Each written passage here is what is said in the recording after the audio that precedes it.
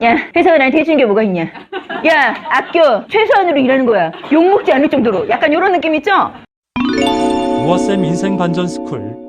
저는 일을 선택한 게 아니에요. 어쩔 수 없이 일을 할 수밖에 없었어요. 그 일을 하는 데 있어서는 굉장히 많은 사람들이 영향을 줍니다. 남편이 되기도 하고.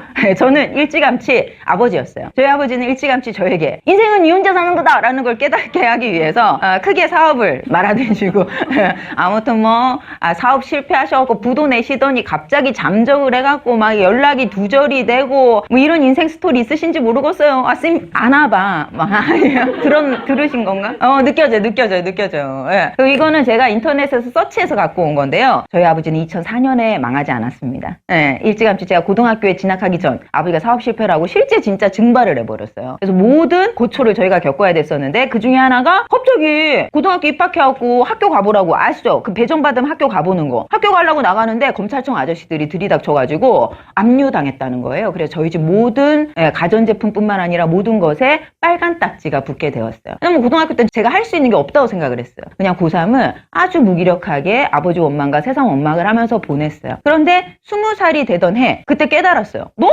억울한 거예요. 왜 나는 이런 가정에서 태어났을까부터 시작을 해서 우리 아버지 왜 이렇게 무책임한 사람이지? 난 왜 이렇게 살아야 되지? 라는 억울함이 있었어요. 그래서 20살이 되던 해 제 스스로 인생을 꾸려나갈 수 있다는 생각이 든 해부터 지금부터 내 인생을 살겠어 라는 결심을 했어요. 그래서 생계, 경제활동을 시작한 지 28년이 됐어요. 저는 이 사이 동안 휴직이 있긴 했어요. 아이를 낳고 한 달 반 정도를 쉬었고요. 코로나 덕분에 석 달을 쉬었어요.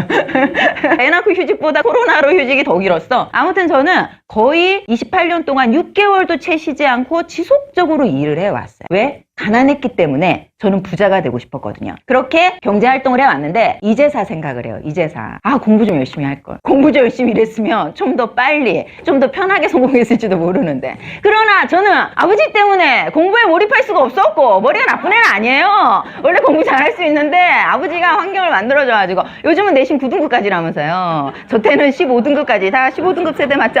12등급. 높다고 좋은 거 아닌가 아시죠? 1등급이 좋은 건 거 아시죠?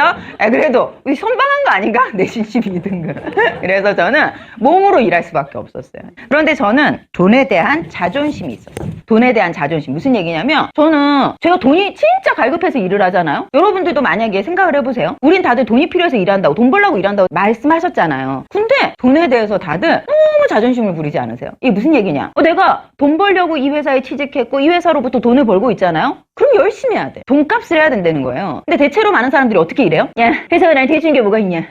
야, 아껴. 최소한으로 일하는 거야. 욕먹지 않을 정도로. 약간 이런 느낌 있죠? 근데 대한민국의 직장인들은 대부분 이게 자존심이라고 얘기를 해요. 내가 회사에 충성을 다하지 않는 게 자존심이라 얘기를 하거든요. 천만의 말씀이에요. 내가 돈 받는 만큼 그 이상의 값을 해야 돼요. 그래야 뭐요? 붙잡힘을 당하면서 일해요. 선생님 지금 혹시 선생님 저 그만할게요. 저 진짜 이건 아닌 것 같아요.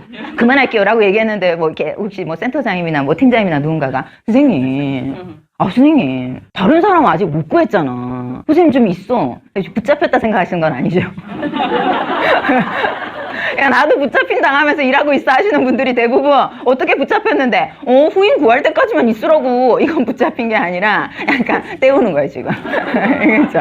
근데 사람 못 구해갖고 붙잡힌 건 붙잡힌 게 아니라고요. 진짜 사람이 많아도 내가 나간다고 할 때 선생님이 너무 중요한 인재라서 있어야 된다. 제가 너무 성과가 좋아서 나갈 때 선생님 뭐 원하는데? 선생님 강의 원해? 그래 좋아. 그럼 내가 본사에 얘기해서 선생님이 나머지 다른 상담교사 우리 영업 선생님들한테 교육할 수 있게끔 내 기회 만들어 달라고 할게. 이렇게 붙잡히는 게 붙잡히는 거잖아요. 저는 그런 류의 붙잡힘을 당하면서 일을 했어요. 저는 진짜 돈값 이상의 일을 했어요. 그러다 보니까 어느 순간 저는 막 내가 억을 넘겠어, 내가 연봉을 높이겠어 이렇게 일을 하진 않았거든요. 그런 목표 의식이 명확했다면 더 빨리 성공했을 것 같기는 해요. 근데 그냥 저는 저한테 주어진 일을 열심히 했어요. 그러다 보니까 어느 순간 연봉이 자꾸 오르고 있는 거예요. 그리고 이제는 어떻게 해요? 어느 정도 경제적 안정기에 이르니까 저는 이게 제일 중요하다 생각을 해요. 선택하면서 일을 하고 있어요. 저희 아들은 아직 초등학생인데 언제 깨워줘야 될지 모르겠는데 자꾸 국가대표가 되겠다고 자꾸 축구를 해요.